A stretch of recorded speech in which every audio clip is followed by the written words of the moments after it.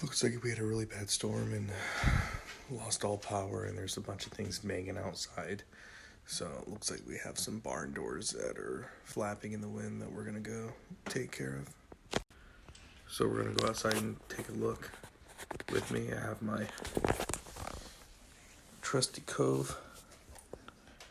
So that's why I like having a big dog. When you have to go out into the unknown, I want a big English bull mastiff to go out there with me. So we got one of the doors secured here as best we can. So I just put a bunch of stuff against the door that won't blow over because the lock right here is completely just broken off. So this should hold it at least shut for now. Come on, Cove. So we have a bunch of fencing down. The barn door needed to be secured. Some back siding that's off. So we got quite a bit to do tomorrow.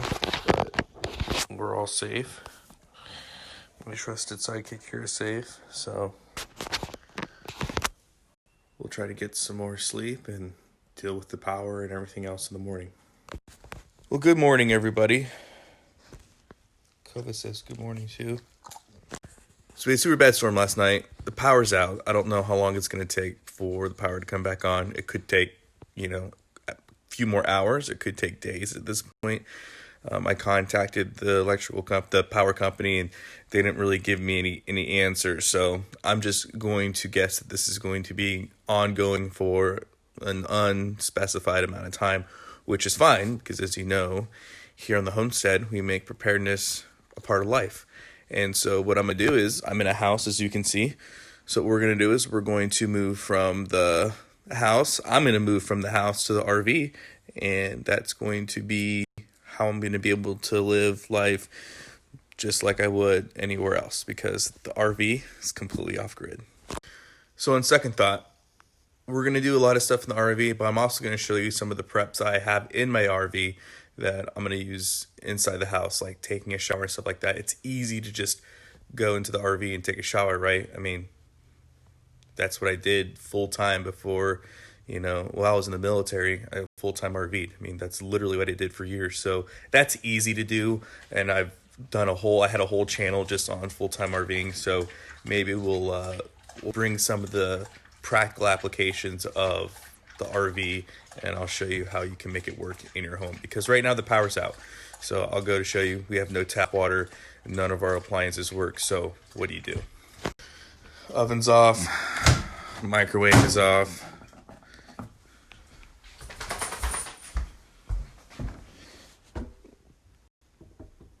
No water coming out. So real life, we have zero power, meaning nothing electronic works. The water isn't flowing through the plumbing here. So let's do with the first thing.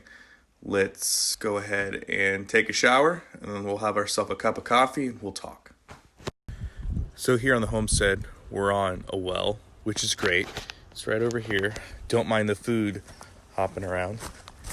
We got a big tank right there, right? And that tank holds a ton of water. And so even with the power out, just from gravity, I'm always gonna have water. So what we're gonna do is fill this pot up. And I think you can imagine what we're gonna do next is we're gonna get it nice and hot. So I just received some messages and some calls. Apparently, we're blacked out pretty much county-wide, it looks like. The closest city, they're blacked out. I'm in the county, so I know the county portions are blacked out. So this is a good one. This is a good blackout. So it just shows why it's important just to have these things on hand. Cool. So water, right? We have water and a pot. So there are a few ways we can heat this up. Obviously, if you had an oven or a stovetop, you could do it, but that requires electricity. You can use natural gas, propane, or you can do what I've done so many times and use a wood stove or something like the Solo stove. Now, forgive the dirtiness, but this stove has been with me on very many a camping trip, preparedness events, bug outs. I mean, this thing has been with me all over the place. So something like this, you could heat up, and I have a video that I can link in the description below. You can use something like this, and you can heat up your water by only using a few pieces of burnable, whether that's wood, paper, cardboard, and you could bring something like this to a rolling boil. So I'm not going to do that. I'll show you a video that I have on that I did quite a few years back at this point. But since we have the RV, like I said, we're going to use the RV. So I normally don't keep the propane connected just on the RV just because I'm not using the RV all the time. So what I'm going to do is I have a new propane tank, which if you're prepared, you have. So I'm going to go ahead and connect it, put the top back on, and then we'll get this water going. So since we're out here, let's go ahead and fill another pot up just for some coffee. I like that idea.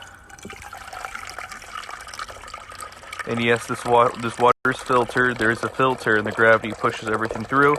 And let's say it wasn't. Well, hey, guess what? We're about to put some heat on it and get it to a rolling boil. So I'm not worried about it anyway. This is good water. Cleaner than that city water. So since we're out here, I'm going to show you another trick. I went ahead and turned the batteries off, so we don't have the batteries here connected. But move away the cat. If you connect it directly to your truck, it'll give you some power features on your RV.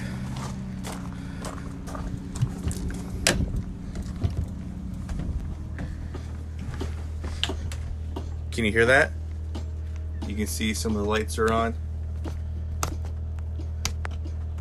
Electric. So just by having it connected to your pickup truck, even if you had no power in the batteries, you can still activate some of those features. So just keep that in mind, a little trick of the trade. So just keep in mind, when you have it connected to a vehicle, your RV connected to a vehicle, is going to show a fault here. And that's fine. You're just not going to be able to draw as much power. But stuff like ceiling fans, you're going to be able to use. And even stuff like the refrigerator, you can hear. It's starting to turn on as well. So, like I said, just some tricks of the trade. So here we are, our RV stovetop. I'm going to turn on the light there. And then you can hear that turning the propane on. So we're going to turn this one on right here. And then we're going to take our trusty lighter. We're going to get this water heated up. There we go. This will get heated up in no time. So how are we going to take a shower, you might ask? Well, with one of these. This is a Briton pump, Briton. You put the bottom portion here, the submersible pump, water pump, and you can put it into a container of water, a bucket of water, what have you, and it'll take that water and it will spray it out the top. So as you can tell, we're going to warm up some water, put the pump in, and this will give us about, depending on how much water you have, anywhere between, a 30-second shower to a 5-minute shower. Now, do you have to heat up the water? No, but I'm a fancy guy. I'd like to take warm showers, and since I can, why not? And this thing is charged via USB. You're going to start knowing a theme with me, guys. If I can use an electronic with USB, I do it because if it's USB, for me, it's off-grid. No doubt. If it's USB, it's off-grid. So this is extremely helpful. I don't think these are charged. Let's take a look.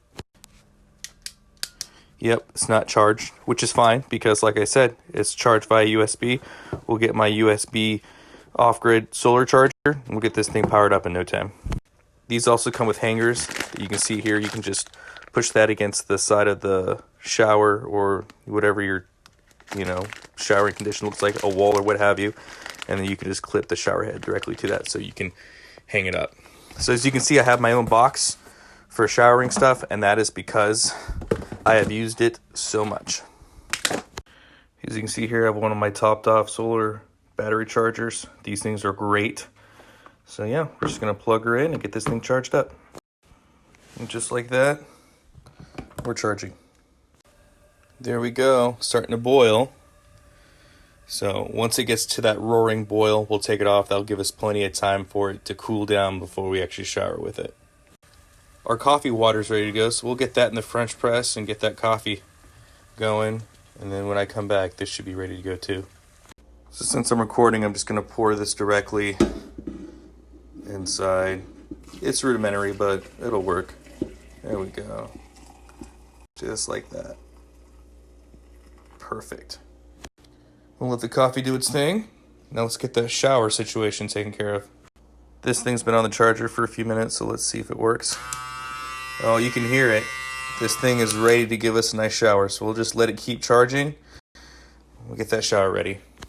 And this water's ready to go. I feel very confident it will be a nice, warm shower. So we're going to take the hot water, we're going to put it in a bucket, and we're going to take a shower. So there's a couple ways you can hang it. You can hang it up here like this, or you can have a hook. I'm going to use the hook because I'm going to grab it and I'm going to use it as I need. So that's how I'm going to set it up. I have the water here inside a 5-gallon Home Depot bucket, and that's as simple as that. And I have a hot shower whenever I need it. So let's show you how it works.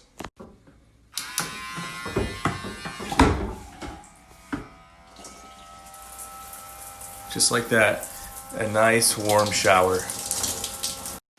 So I'm gonna take a shower real quick. I know none of you guys wanna see that, so after I do that, we'll have a coffee break and we'll talk about what we're gonna do for the rest of the day without power. Been waiting for this part all morning.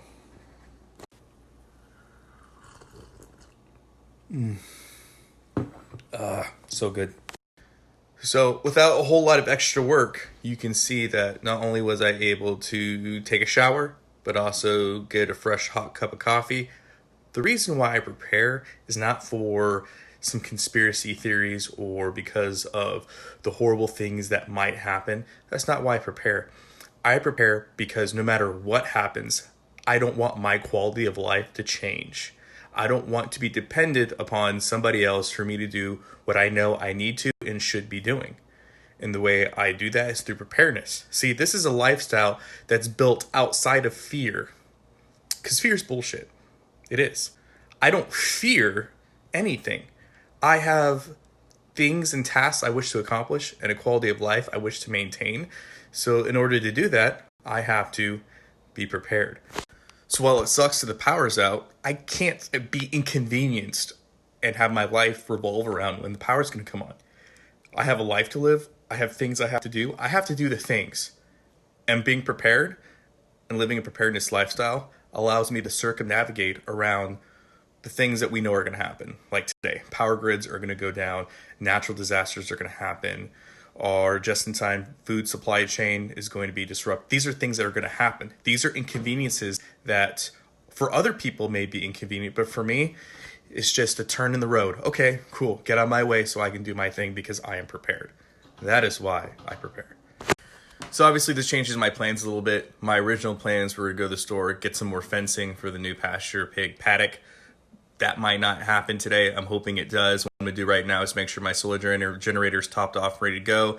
Make sure my gas generator's ready to go. I know I have more than enough fuel, so I'm going to put all those fuel sources in a place where I can easily access them if I need them at night. I'm not worried about my freezers. My freezers have 2 or 3 days before I have to start worrying about anything. But if we do start to get to that point, that's when the RV is going to come online. It's this fully self-contained, runs on solar, so that will be a new power source for me to put food in that freezer and refrigerator. So if it comes to it, we'll start getting all these things activated, but I'm not worried about it. The power companies gave me an update. Power should be up within a few hours, but if it's not, we'll just roll with it. I am not going to let this inconvenience me. I live a preparedness lifestyle, therefore I have nothing to worry about. So I implore you guys, while it's important to have all the stuff stockpiled, right? Go ahead. Go hoard all the food, rice, beans you possibly can. Hoard all the tissue paper you can, bath tissue you can, hoard all the, flu medicine you can. Hoard all the water filters you can. Go ahead. Just hoard it all, right? How is that going to prepare you for real life? If you want to be prepared for real life, turn your power off. And then try to do everything that you would normally do in a day. Can you even do it? That's where the real question preparedness comes. Because if you are sitting there and something like the power goes off and it inconveniences you to the point where you can't do your normal daily tasks, that's probably a place that you should really be putting your time and effort into. Because I know no matter what happens in the day, no matter what happens in the world, I'll tell you this much. No matter what's going on in the world, guys, no matter if the power grid's on or off, I'm always going to be able to take a warm shower. I'm always going to have a warm cup of coffee. Not a problem. I'm always going to have ice. Not a problem. I'm always going to be able to do laundry. Not a problem. I'm always going to have food. I'm always going to have lights. I'm always going to be able to do everything I can do. Everything I do now, with or without the power grid. Now, it may look different, right? I may have to take a few more steps. I may not be able to plug everything in that I normally would, but I'll be able to do and get accomplished everything that I normally do. That is what true preparedness is about. So I encourage you guys, take real progressive steps forward, okay? Train how you fight. These are all concepts you've heard before. These are all things you understand. These are all things that you can conceptualize. I implore you, if you really want to know how to be more prepared, turn the power off and try to go about your normal routine. You will quickly find the holes in your preparedness plan. You will quickly find the holes in your preparedness lifestyle. And by addressing those, and by fixing those, and by mitigating those, and by being able to continue on with your normal routine, no matter what the world, no matter what life throws at you, that's how you truly be prepared. That's how you'll actually have peace of mind. Everything else you buy and hoard, it's just glamour. Take care of the real life day-to-day needs. Make sure that you are able to do your daily tasks no matter what's going on. Well, that's all I have for you guys. Hope you guys enjoyed the video. And as always, guys, long live the Republic.